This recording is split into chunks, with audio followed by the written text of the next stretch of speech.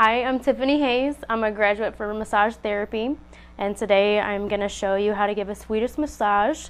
Also going to intertwine some reflexology, trigger point work, and also some acupressure. Always start on a woman's left side. Intention is everything when you're giving a massage. So even if you accidentally start on the left side, it's not a huge deal. She just may be a little masculine when she gets off the table. You start men on the right side. Energetically, it's their more feminine side, so it calms them down and it actually levels them out hormonally. So we're going to begin with the left foot here, exposing the foot, draping properly so that the client feels secure and safe. I actually like to look at the feet first and see if they're even. Sometimes one leg could be longer than the other, and actually this leg is longer. So I'm just going to do a gentle pulling. I'm not a chiropractor. I'm not adjusting bones. Sometimes muscles get tightened up, and just that little pull helped bring the foot down to level so she's even now. Just exposing the area of body that you want to massage, leaving everything else covered.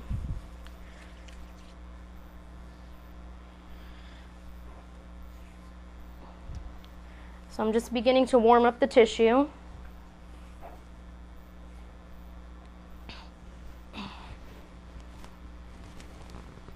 Doing a little effleurage and petrissage. You can do some kneading with your knuckles as well.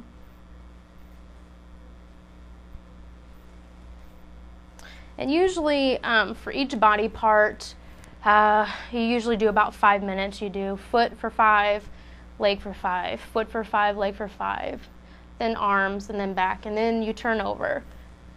So you get each part of the body about an even time. Now if you find problems, you can obviously spend a little more time on that area. A little bit of reflexology. For every organ in your body, for your feet and your hands, it mimics and mirrors your body. So you can, like the tops of the toes are going to be sinuses. Underneath here is going to be your shoulders on the pad of your foot. Along the side of the foot here is your spine. So if any of that's tender, I always hold so that I'm releasing anything that could be wrong with her. I know a lot of acid reflux, if you have the balls of your foot are very sore, can be from acid reflux. There's a lot to learn with reflexology though. Extensive training. Definitely want to go down each metatarsal and just go down the line, make sure that it's smooth. Muscles should feel very smooth when you go through them. If you feel any adhesions, any bumps along the way, address them because it's not supposed to be there. I usually come up, kind of pull off the toes, work in between as well. And always ask the client how the pressure is. So how is the pressure for you? Good. A lot of people don't like to tell you if it's too hard or too soft, so as a therapist you'd always ask your client how it is. They're more apt to tell you at that time. So once you've massaged the feet, you come around. And proper draping, you definitely want to make sure that it's draped properly because you don't want to overexpose and make them feel uncomfortable. So over to the side. So the whole hip and leg and foot should be exposed. There's a lot of problems that happen in the hip area, so that you want that exposed, but you don't want to expose their genitals, of course. Always touch the person on the back of your hand to get them prepared for your touch. And this is your oil stroke. Your oil stroke is getting the oil all over her leg so that you have good gliding and there's not a lot of friction. If you feel like you have to add more, then you can do so. So this is just your basic effleurage stroke. And again, you can ask the pressure. How's the pressure? Good. Okay. So now I just begin.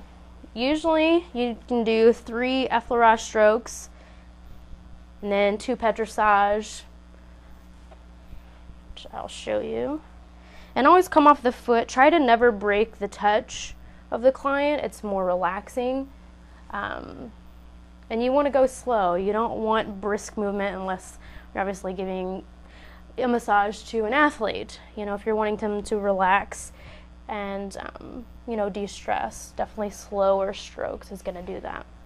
Now, effleurage, you're actually pulling up the skin, the muscles against the bone. Every time I get to the knee, work the knee a little bit because you get a lot of tension and stress in your knees. And then continue. And when you come around to the hip and the trochanter here, you don't want to whip it around because, again, that's too abrasive. So you want to make sure that everything is very fluent.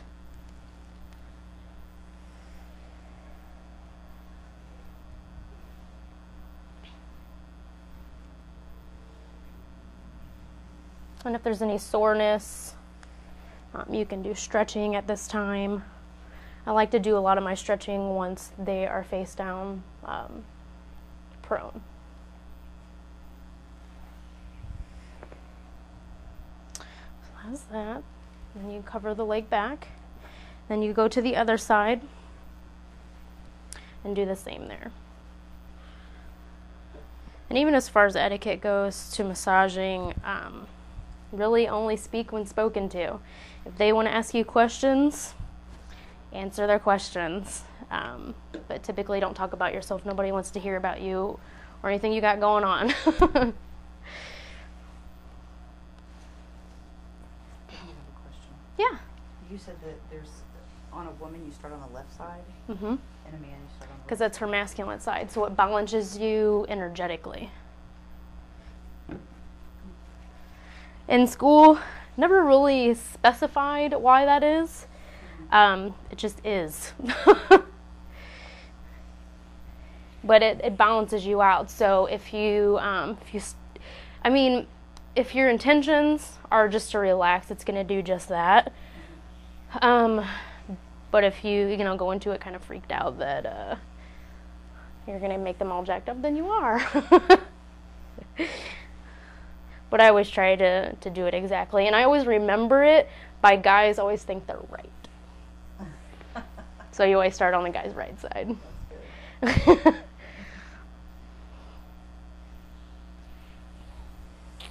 All right.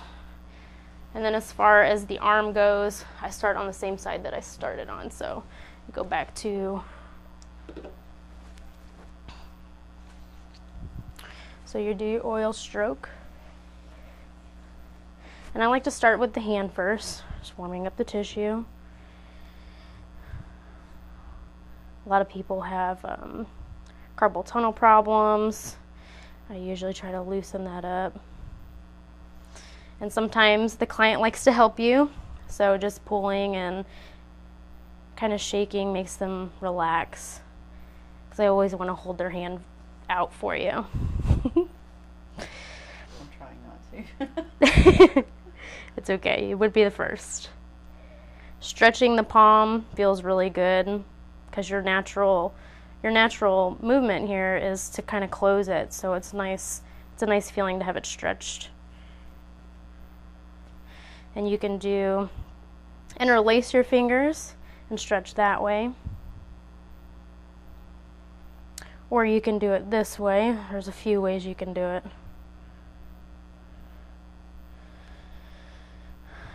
And then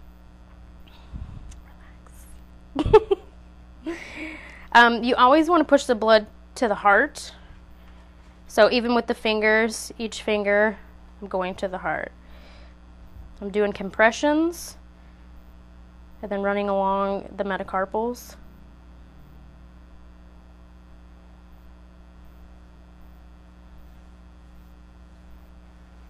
And then start your effleurage stroke, warming up the tissue.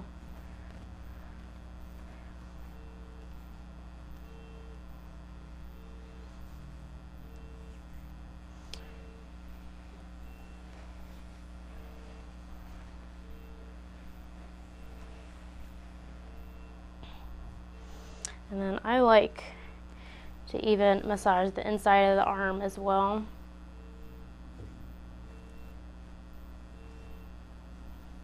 But be careful because a lot of people are ticklish. And as I'm doing the effleurage, I'm actually doing compressions at the same time, so my pressure is a little bit heavier, which you can do more so on the arms than the legs. A lot of people have more tolerance for the pressure on their arms versus their legs. And always pull the energy off. And then you repeat the same on the left-hand side.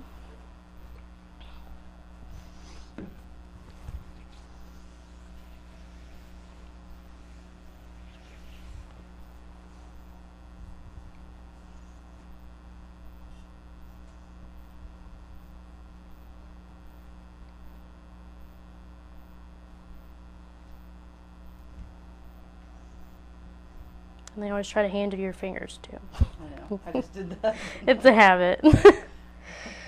We very rarely like anybody to take care of us, so we have to feel like we're in control of something. I know.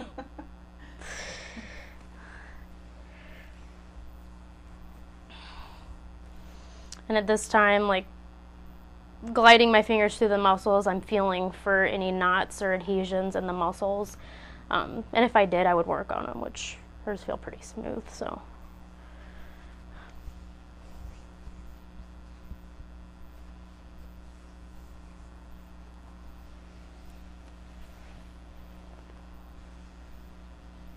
All right.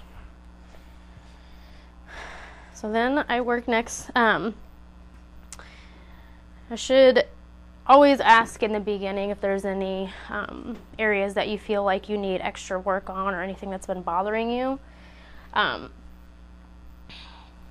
lot of people have postural problems because it's natural to want to slouch. So especially with women, you know, with our chest, you know, especially there's the heaviness that makes you slouch, but a lot of times the pec major is going to be shortened and the scap muscles are going to be lengthened. So usually to massage up here in the chest, it's going to be very sore for a woman or anybody that has postural problems. Now, when massaging a chest, you have to be mindful of course, the woman's chest. You don't want to go putting your hands. So if you are massaging the pecs, you definitely want to have your hands up and you're pressing down onto the chest, never actually touching their breast. And you can do other work too, as far as like in here, stuff like this, just make sure that they are covered so they don't become exposed. And there's a lot of problems. A lot of people have a lot of problems in the neck. That's where a lot of your headaches come from. Being able to, when I first start off, I like to kind of contract the spine so it releases your spine and kind of lets it rest instead of being compressed all the time. So I kind of give it a nice little gentle pull. I'm not adjusting bones or anything like that, but can you feel that? Mm-hmm. And then come up underneath the occipital in the back of the head here, which always feels good because this is where a lot of headaches come from, especially tension headaches. Yeah, I've got goosebumps. The head and neck is my favorite, just because, for one, nobody gets extensive work done on their neck, and I'm a very energetic worker as well, so I could feel problems that you didn't even know you had and work on them.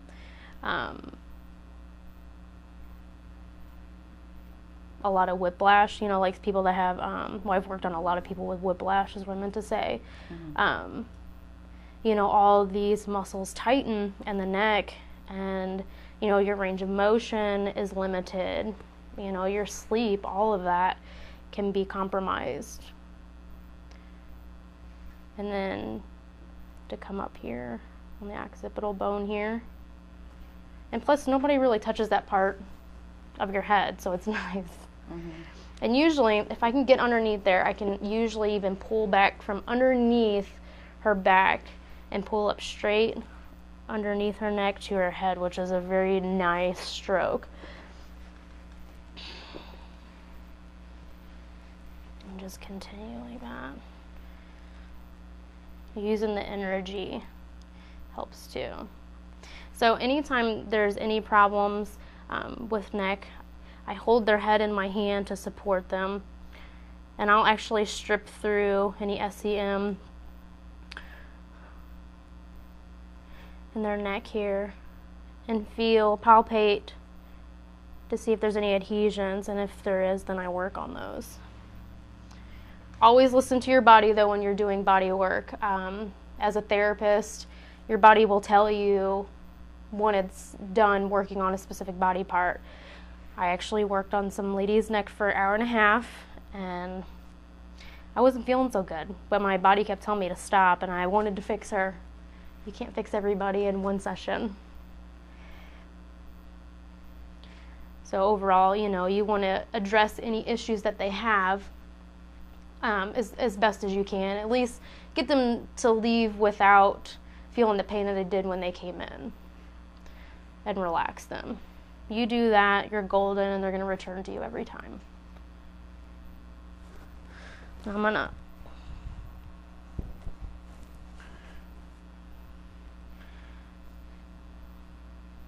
head massage is very nice, good pressure. So to come up from the neck and then go straight into the head is nice too. It's a nice transition. And you don't want your hands to be super oily, because you're definitely not going to want oil all in their hair. But to go straight up and then into the head. And then you could even do a light pulling as well. Are you tender-headed? No. You always want to ask your client if they are. Because if they are, you might want to avoid this one. I'm not going to yank on her hair. And the closer to the hair follicle, the better to the scalp. And you just do a light tugging. It releases that energy and the tension between her hair and her scalp, which is actually really relaxing, if done right.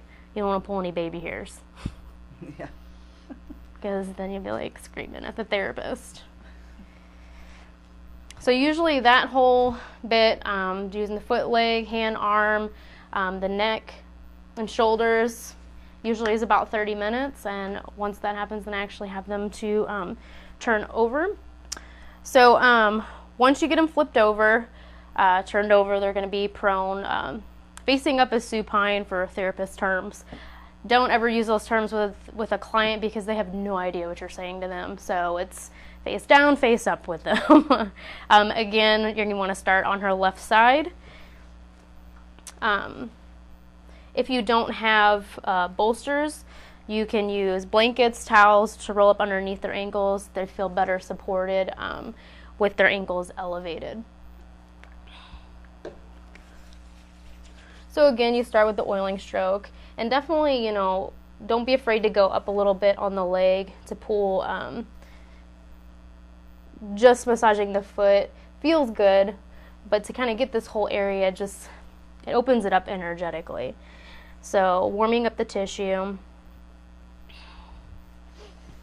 So you can do a kind of walk with your thumbs up the foot. I do it about 5 times through the foot. Should be like 1, 2, 3, 4, 5. And like I said, always try to keep the touch. Try not to break the touch. I mean, when you have to, go to the next body part is understandable, and draping and stuff. But when you're massaging, try not to take your hand off. Energetically, it breaks everything up. And if you've ever had it done, it's not very therapeutic, and it feels like you're trying to jolt them, and you don't want to do that, especially if you want them to relax. Again, doing a little stretching on the foot feels nice too, because your foot's not normally in that state. So to release that tension in the foot. It feels really good. Again, don't forget the toes. And then I grab just like this around the heel of the foot and massage like this. As a therapist, you always hold on to, or you pick and choose kind of what techniques you like and what you prefer and what your client likes. So each client is going to want something a little different. So you basically make the massage fit your client. And if you find something that's everybody likes, then try it. So once you finish the foot, then you're going to go to the leg. So to be mindful of the draping still, because you want them to feel secure. Usually around the knee, I go ahead and tuck in just so that nothing is exposed. And then you can lift this up a little bit. You never want to see the crease of the glutes, because that feels very abrasive and intrusive, and you don't want them to feel that way.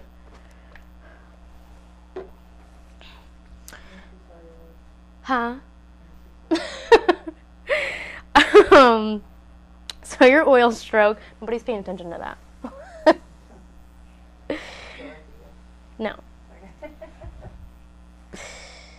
So you get your oil stroke. I like to run my fingers in between your calf muscles. You have a natural indentation. A lot of times runners, a lot of athletes are going to have really tight calf muscles and leg muscles as well. So I usually like to run my fingers through them. So if you feel any adhesions, when you get to an adhesion, you want to hold it. So let's say you find one. Is this sore here? Usually when you find an adhesion, this is a little bit. So when you find it, you ask them, if it does hurt. If it doesn't hurt, keep going. It's not going to be a problem for them, and it's not causing them a problem. But if it does hurt, hold it with your pressure and just wait. And usually I ask, once their pain, because when you first begin, their pain should be like at 100 for them. Ask them to tell you when their pain is at 50%, so you know as a therapist how much longer you're going to be holding this spot, really, and that's the only reason why you're asking. And then, of course, once they get to 50%, have them tell you once they're at 0, and then all you feel is the pressure of my finger. So once that's gone and they're at 0, then you can move past that point, and that's going to be your acupressure. Any sore points in their body, you just press and hold until it's released. And the same effleurage, you can do the same sequence, 3 effleurage, 2 petrissage. They're not going to be counting, so if you're just going with the flow of the energy, it could be different every time.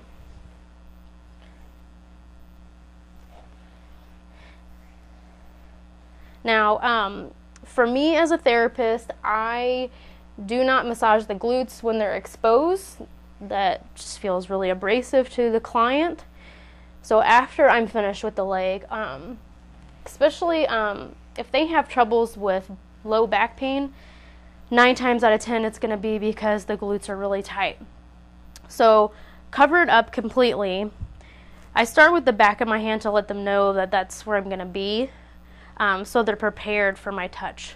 And I actually move in with my fingers and almost palpate in, and I'm feeling around into the muscles between the glute max, the medius, and the minimus.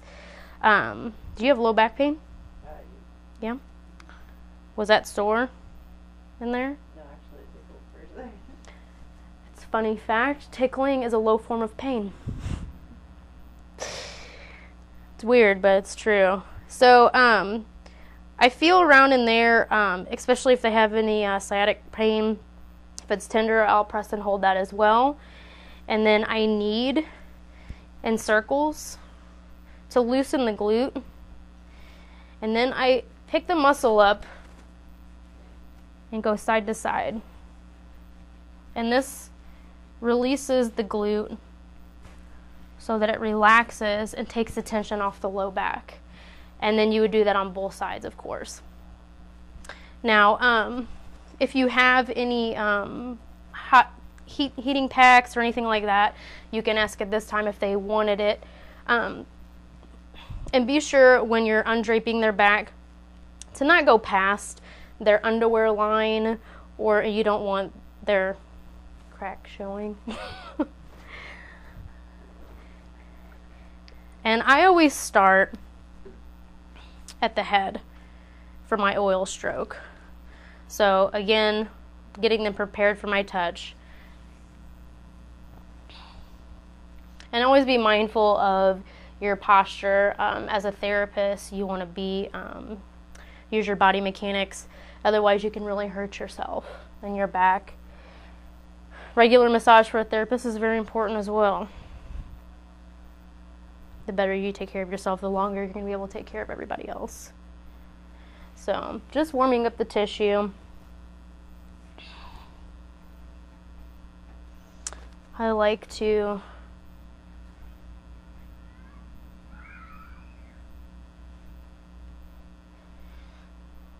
and this is going to feel really awesome to the client.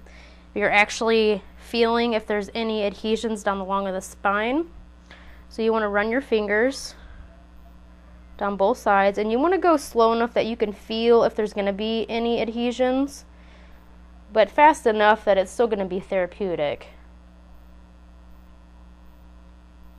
And keep in mind the places that you felt, adhesions or bumps along the spine so that you can revisit that. But a lot of clients like this. As far as the back goes, in most massages you're going to have about 20 minutes to massage the back. There's a lot of different techniques you can use. There's cupping. It's not one of my favorites. It's very loud. There's also, of course, your chopping.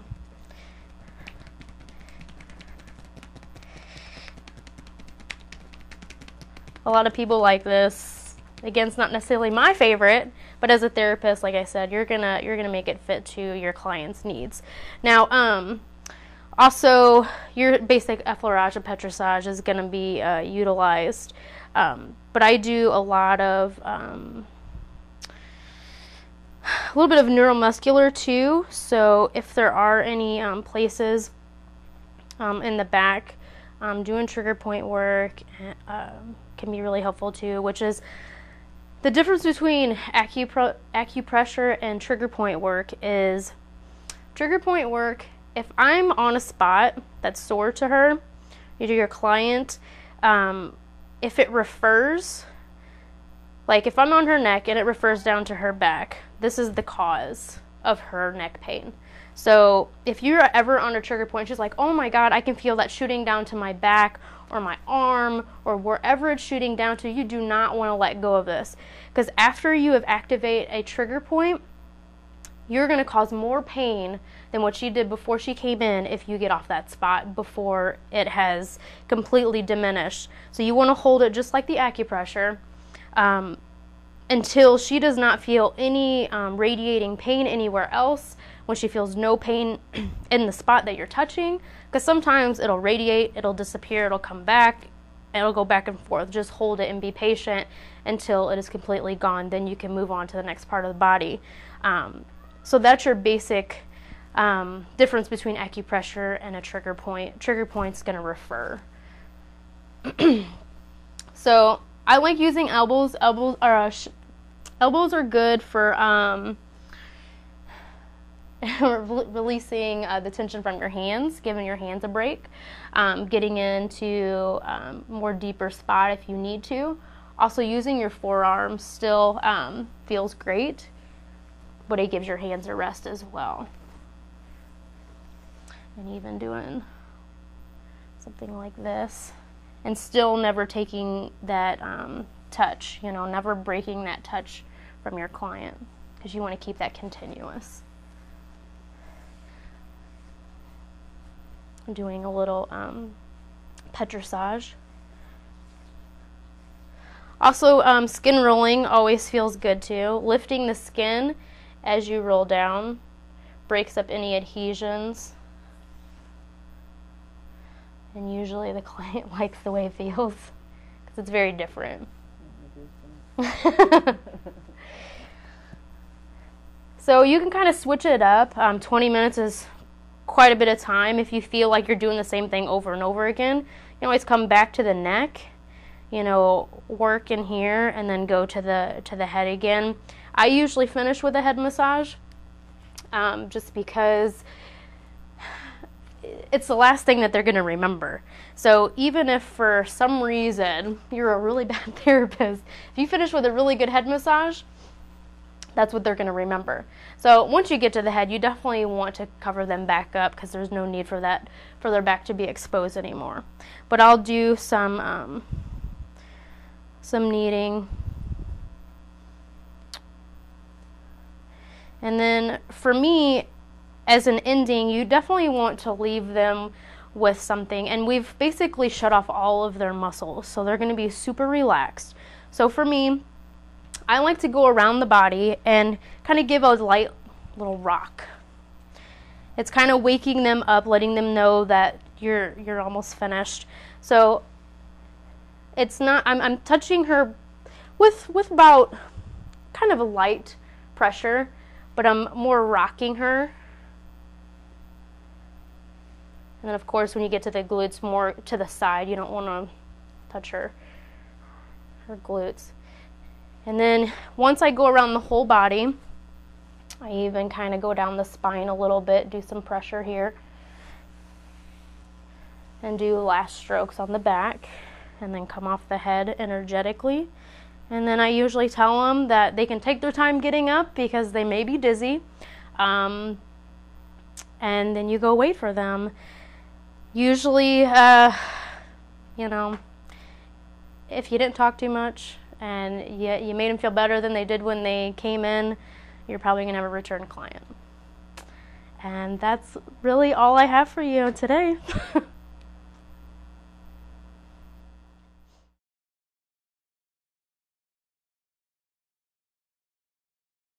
my name's Tiffany Hayes. I'm a graduate from Massage Therapy School. We just went through a typical massage, Swedish massage, doing a little Q&A portion and a little bit of information, any questions, stuff we need to go over. So did you have any questions about anything I did? Actually, you said there's different parts of the feet. Mm-hmm. How do you do that with a pinched nerve? How do you figure out where that? So where's the pinched nerve at? In your shoulder. Shoulder? Yeah. Usually, so you asking how do I find it to fix it? How do you fix it? I don't know if that has anything to do with your feet. Usually, and everybody doesn't know this unless you've gone to massage school, but there's no such thing as a pinched nerve. If your nerve is pinched, it's severed, which means you can't feel anything in that arm. Okay, so I wonder what that is. But what you're feeling is your muscles like pressing up against it. Mm-hmm. Everybody just calls it a pinched nerve because that's just what society said it was. But technically, that's not what it is. It's just entrapped in a muscle, mm-hmm. Which is causing the tingling, just like when you hit your elbow. Mm-hmm. But just by if you're having problems with a nerve in your arm, I can go and palpate around, touch around here to find the spot that triggers that sensation and work on that. So just by relaxing those muscles is going to release that away from your nerve, which is going to stop that radiating feeling that you have if you have the tingling sensation. Basically, that's usually what you have if it's pinched, right? I don't know why I thought the feet were it had anything to do with that, but well, the reflexology, I don't know if it really helps with pinched nerves, more so your organs, mm-hmm. like your ears, your heart, your digestive system. You can actually help if you're constipated and you rub on the spot on your foot. It can relieve you. Really? Yeah. And just like I was, like even like the indigestion, if you rub that certain part of your foot, like before you eat, like if you have acid reflux, it will relax your esophagus and it'll prevent you from having problems after you eat. So yeah, reflexology is awesome. Just to be able to touch your feet, like to do like an hour and a half massage just on your feet, I could heal everything you have going on in your body. Really? Yeah. And the same with your hands too. It mirrors in your hands. Now you can't do reflexology on your own foot because energetically your leg needs to be straight. Extended. But you can do it on your hand, and it's the same exact setup on your hand than it is on your feet. So you can actually heal yourself too. That's cool. Like ADHD, all that stuff. Like you can reset your brain.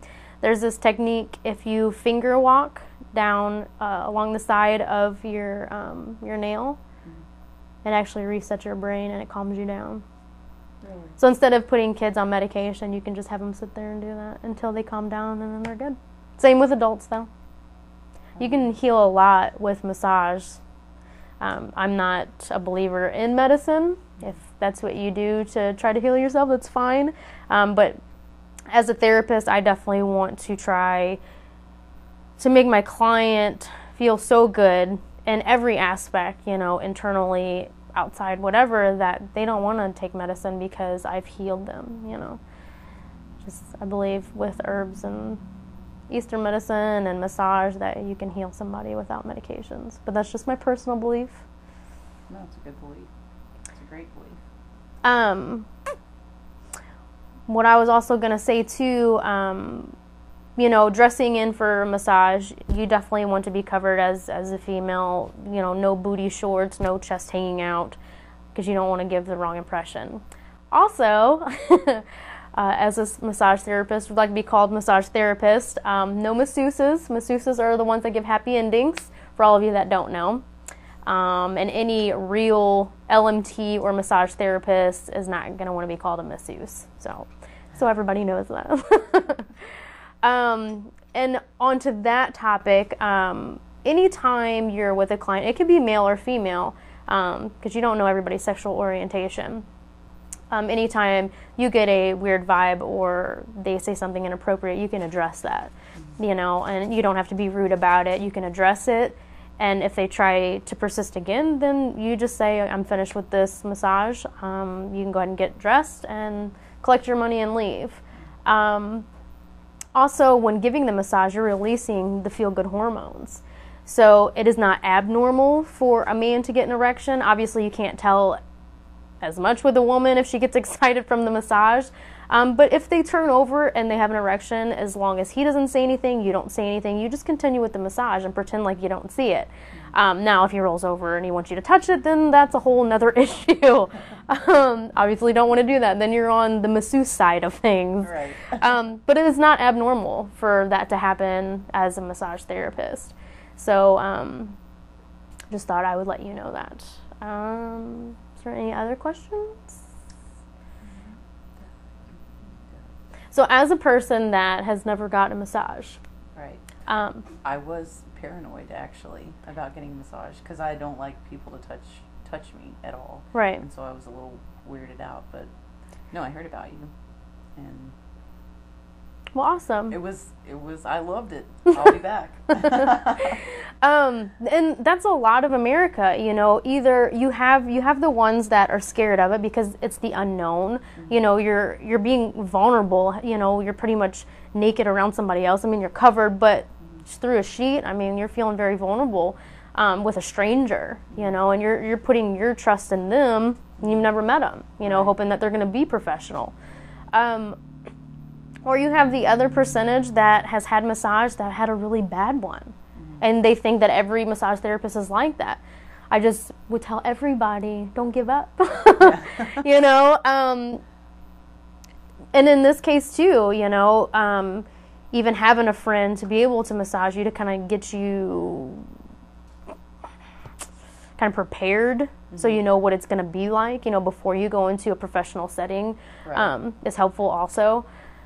But I know that once you do, it just can once you can get a massage, it's just so helpful for your body, you know, from the way you walk, you know, to how you breathe, you know, like getting your diaphragm worked on, you know, just changes everything for more positive day to day, which is definitely what we want as therapists for sure. Yeah. See, I didn't know all the details about massage. I had no clue that it could heal.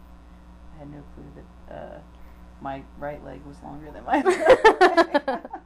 And that could just be from, did you ever hurt your hip, your foot, your ankle, or anything on that side of your body? There's no telling. Even something Probably. small like, you know, a sprained ankle, because you limp on it. So every muscle just moves. Your body wants to be at balance at all times. So even though that part of your body isn't even, everything else shifts. So that's why you get shoulders that are higher than other, you know, your arms, you know, like these muscles shrink down because it's all just trying to make your spine straight. So if you hurt your hip, all your muscles move, and that causes a lot of pain everywhere. Right.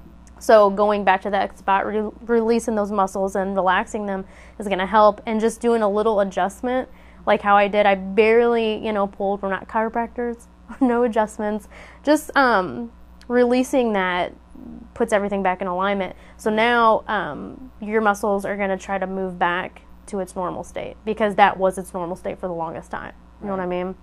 Like, our muscles are really smart. And I want, you know, massage is getting to the point in this world that it's getting more noticed, and people are realizing and learning that all the great things that it can do for your body. And we need to keep getting the word out so that everybody sees all the good it can do. You know, back in the olden days, all they took was herbs. There was no such thing as medicines. Right. You know, and back in those days too, they even massaged. They knew what it did. And then as time progressed, you know, and we even say being lazy. You know, people didn't want to do the work, or, you know, and then medication came, and then just society just changed their mind frame. But now there is a shift, and I think it's a good shift. And if we can just keep that momentum going, massage is going to be like the next thing. Going to the doctor. Right. And honestly, as a massage therapist, if you have a spine issue, see a chiropractor first, and then your massage therapist. A surgery should be your last priority. Right. We should be able to fix that. Yeah. We should be able to fix that without you ever having to go to the emergency room or anything like that. The reason why, let's say your back's out of alignment. So the chiropractor fix it, right? You put you back in alignment. So there's a reason why you're out of alignment. Your muscles are tight pulling at your spine. So if you have a massage therapist, a regular therapist, you know, idealistically, twice a week would be awesome for you. In realistic life, twice a month is fine too, but just as long as you're getting it consistently and releasing and relaxing those muscles, you're going to have to go to that chiropractor less, and you're not going to have to take those pain medicines. Right. It's just you have to put that in your routine. You know, a lot of people are like, oh, massage is for rich people or when you're on vacation. No, it's not. It's for everyday people, everyday working people, you know. What's the one thing you want to do when you've had a long day? Honey, rub my feet. Yeah. You know, like, you have it there. That's a reason why you ask that, because you know somewhere it, like, relaxes you, you know. So we're on the track. If we can just get more people to realize and think, you know, how us massage therapists do, and people that do understand it, the world will be so much better off. And I'm excited for it. I'm glad to be a part of that transition, because I feel it shifting. And I think it's awesome. It's an awesome thing. A lot of people talk about it. I've heard a lot of people talk about it, but I was always too scared to go. Well, I'm glad I converted you. Yes. Well, is there any other questions you had for me? I think that's good. Well, awesome. Well, it was very nice to meet you. Nice to meet you too. Thank you so much. You're welcome.